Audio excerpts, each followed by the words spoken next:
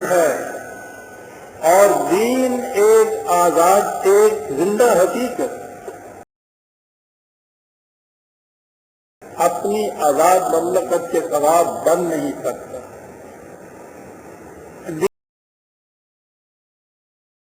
دین میں خدا کے احکام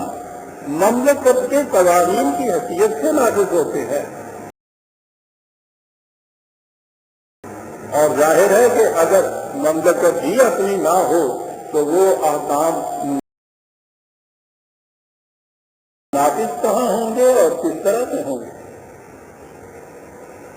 اس میں یہ ٹھیک ہے کہ آپ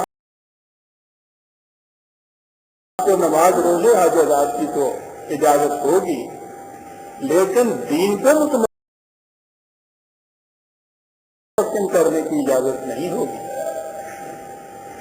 یہی وہ غلط وجہی تھی جس کے لیے علامہ اقبال کو ہندوستان کے نیشنل علماء کو خطاب کرتے ہوئے کہنا پڑا۔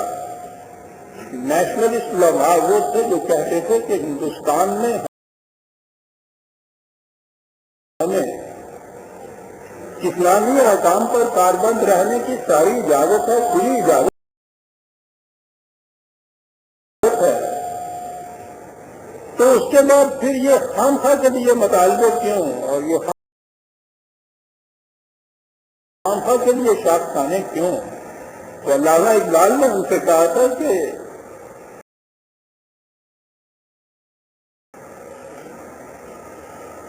ملا کو جو ہے ہند میں سجدے کی اجازت نادان سمجھتا ہے کہ اسلام ہے آزاد،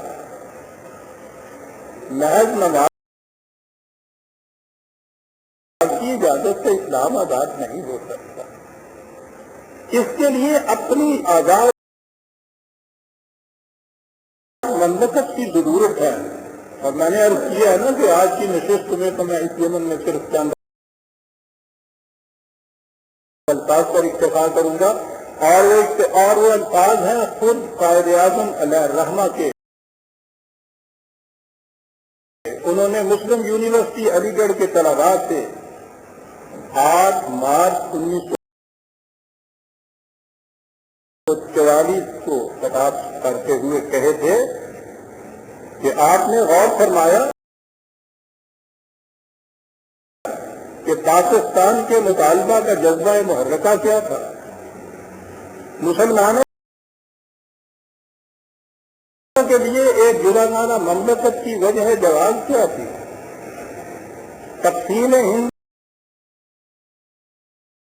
کے مطالبہ کی ضرورت کیوں پیش آئی؟ اس کی وجہ نہ ہندوؤں کی تنگ نظری ہے، نہ انگریزوں کی چال، یہ اسلام کا بنیادی مطالبہ ہے، اور وہ مسلسل 10 برس تک اسے دہراتے چلے جائے کہ یہ اسلام کا بنیادی مطالبہ ہے۔ اور اسی لیے انہوں نے آخری وقت میں کہا تھا کہ یاد رکھو ملت اسلامیہ سے کہ اگر پاکستان کی مملکت قائم نہ ہوئی تو یہی نہیں کہ ہندوستان میں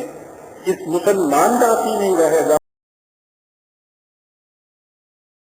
یہاں اسلام کے مستقبل کا بھی کوئی امکان نہیں ہوگا۔ اب اس کے بعد رہی یہ بات کہ وہ سامان و ذرائع کیا تھے جن کی بنا پر، جن کے ذریعے ہم نے یہ مملکت حاصل کر لی۔ میں آگے چل کے عرض کروں گا، خود قائد اعظم کے الفاظ میں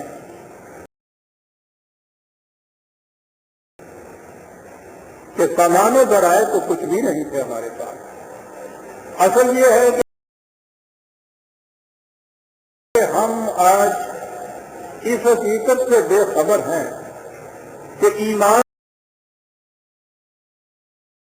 کی قوت کیا ہوتی ہے۔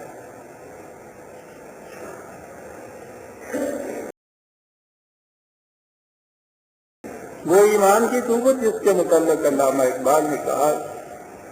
کہ جادو سنگارا خاکی میں ہوتا ہے یقین پیدا تو کر لیتا ہے یہ بالو پڑے حمید ہے، اور غلامی میں ناکام آتی ہیں تدبیریں نہ شمشیے جو ہو ذات یقین پیدا تو کٹ جاتی ہیں زنجیریں۔ قائد اعظم کا یہ ذوق کہ یقین تھا، یہ ایمان محکم تھا جو ان کے ہاتھ میں برہنہ شمشیر تھی، اور اسی سے یہ ہماری زنجیریں کٹی تھی۔ یہ یقین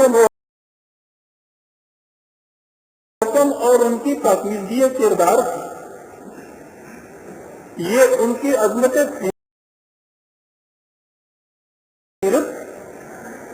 میں اس کے متعلق چند واقعات آپ کے سامنے پیش کروں گا جس سے آپ نظر آ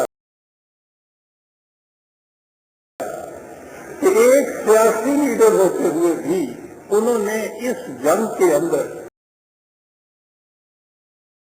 کس قدر حسن صداقت کا، کس قدر پاکیزگی سیرت کا ثبوت دیا تھا، اور یہ محض ان کا یقین محکم اور یہ پاکیزگی سیرت و کردار تھی جس کی بنا کہ ہم نے اتنی عظیم مملکت کو ایک قطرہ خون بہائے بغیر حاصل کر لیا تھا۔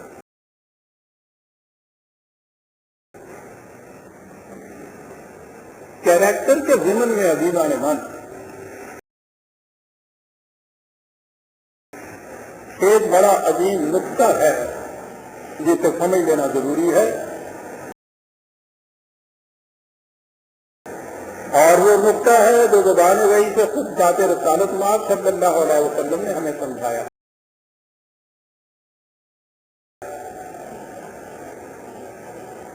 ایک بڑی شخصیت جب وہ دنیا میں بڑی شخصیت بن جائے تو اس کے بعد وہ احتیاط برتتی ہے تو اس کی رفتار و گفتار و کردار میں کوئی ایسی بات نہ آنے پائے جس سے اس کی شہرت پر دھبا لگ جائے، وہ احتیاط برتتا ہے۔ اس کے اس زمانے کے اعمال و کردار جو ہیں وہ ہر حال میں پیمانہ اس کی سیرت اور کیریکٹر کا نہیں بنتے، لیکن جس زمانے میں ابھی وہ بال عروج سے نہیں پہنچا ہوتا، ایک عام انسان کی حیثیت سے زندگی بسر کر رہا ہوتا ہے، دیکھنا یہ ہوتا ہے کہ اس زمانے میں اس کی سیرت و کردار کیسی ہے، کیونکہ اس میں تسلط نہیں ہوگی، اس میں بناوٹ نہیں ہوگی۔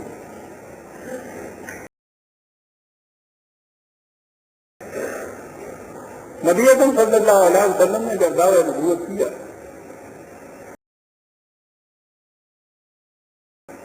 تو مخالفین نے ہر قسم کی مخالفت کا حربہ استعمال کیا۔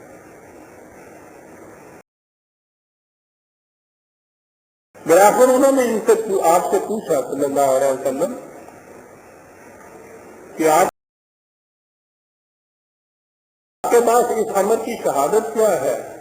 کہ آپ کا یہ دعویٰ نبوت صداقت پر مبنی ہے، آپ اس دعوے میں سچے ہیں، اس کے لیے کچھ ثبوت پیش کیجیے۔ آپ کو معلوم ہے کہ حضور نے ثبوت کیا پیش کیا؟ قرآن کریم میں ہے، یعنی زبان وحی سے یہ کہا گیا کہ ان سے کہہ دو کہ قد